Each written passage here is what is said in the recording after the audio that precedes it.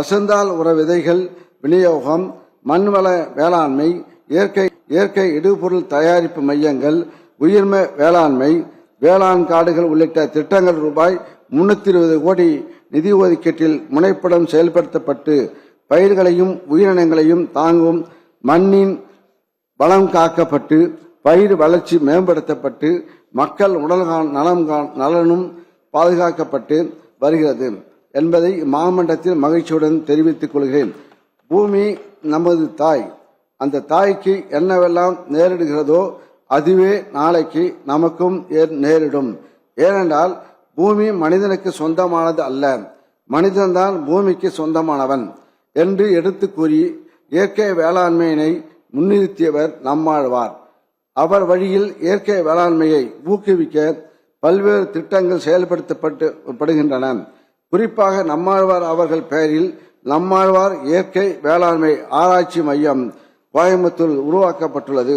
இம்மையம் இயற்கை வேளாண்மையை தொடர்பான ஆராய்ச்சிகள், பயிற்சிகள், செயல் விளக்கங்களை மேற்கொள்கிறது.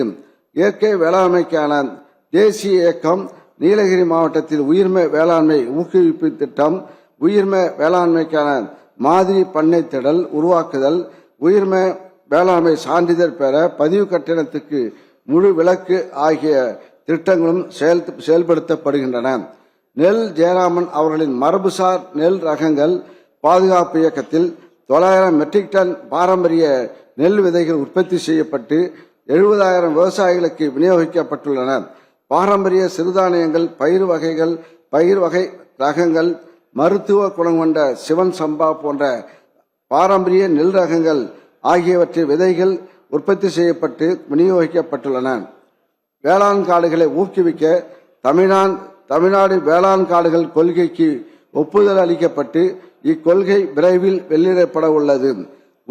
உயர் மதிப்புள்ள தேக்கு, சந்தன மரம், செம்மரம், மகோகனி போன்ற மரங்களை உழவர்கள் தயக்கமின்றி சாகுபடி செய்திட ஏதுவாக மரங்களை வெட்டுதல், வெட்டிய மரங்களை எடுத்து செல்லுதல் ஆகியவற்றுக்கான விதிகளை தளர்த்திடவும், மரங்களை நட்டு பராமரிக்க தேவையான உதவிகள் வழங்கிடவும் திட்டங்களை தீட்டி நடைமுறைப்படுத்தவும் இக்கொள்கையில் வழிவகை செய்யப்பட்டுள்ளது.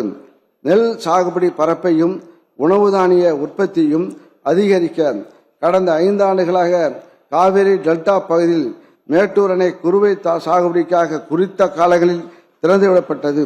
அத்துடன் குறுவை தொகுப்பு திட்டமும் ரூபாய் 482 கோடி செலவில் செயல்படுத்தப்பட்டு 19,51,000 விவசாயிகள் பயனடைந்துள்ளனர்.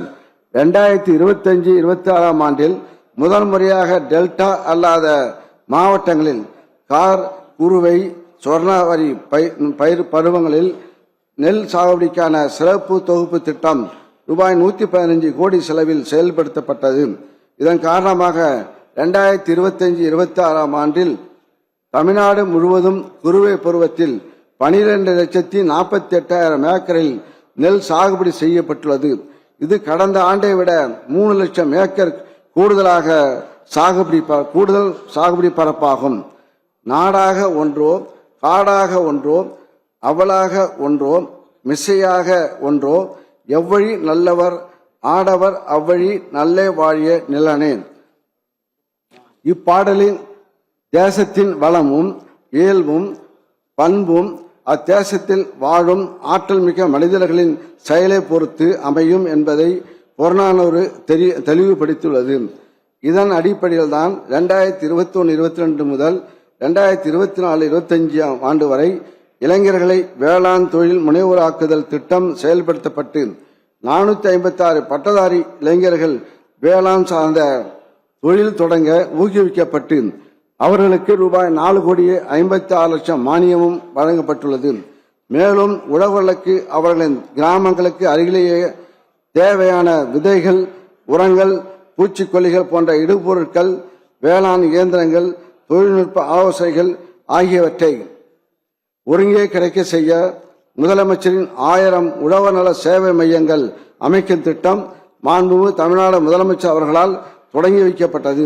உழவர் நல சேவை மையங்களை அமைக்கும் வேளாண்மை, தோட்டக்கலை, வேளாண்மை பொறியியல் பட்டதாரிகள், பட்டயதாரர்கள், 30% மானியமாக 3 லட்சம் ரூபாய் முதல் 6 லட்சம் ரூபாய் வரை வழங்கப்படுகிறது. மாண்புமிகு பேரவைத் தலைவர் அவர்களே, பாரம்பரியமான ஊட்டச்சத்து மிகுந்த உணவுகளால் தமிழ்நாட்டில் ஊட்டச்சத்து பாதுகாப்பினை உறுதிப்படுத்தி மக்களின் உடல்நலத்தை மேம்படுத்த வேண்டியுள்ளது. எனவே 2021-22 ஆண்டிலிருந்து 2024-25 ஆண்டு வரை 20,89,000 ஊட்டச்சத்து தலைகள் ரூபாய் 21 கோடி நிதியில் விநியோகிக்கப்பட்டன. 2025-26 ஆண்டு அறிமுகப்படுத்தப்பட்ட ஊட்டச்சத்து வேளாண்மை இயக்கத்தில் 15 லட்சம் காய்கறி விதை தொகுப்புகள், 9 லட்சம் பழச்செடி தொகுப்புகள் மற்றும் 1 லட்சம் பயறு வகை விதை தலைகள் மொத்தம் 25 லட்சம் பயனாளிகளுக்கு ரூபாய் 19 கோடி நிதியில் விநியோகிக்கப்பட்டுள்ளன. இதனால் போதுமான அளவு காய்கறிகள், பழங்கள் உற்பத்தி அதிகரிக்கப்பட்டு அவற்றுக்கான தட்டுப்பாடு நேராமல் ஊட்டச்சத்து பாதுகாப்பு உறுதி செய்யப்படுகிறது. பழங்கள், காய்கறிகள் மூலம் நோய் எதிர்ப்பு சக்தி, ஊட்டச்சத்து பாதுகாப்பிற்கு முக்கியத்துவம் அளிக்கப்பட்டு இப்பயிர்களில் பரப்பு விரிவாக்கம், உயர் தொழில்நுட்ப சாகுபடி, நில போர்வை அமைத்தல் போன்ற நடவடிக்கைகள் ஊக்குவிக்கப்படுகின்றன.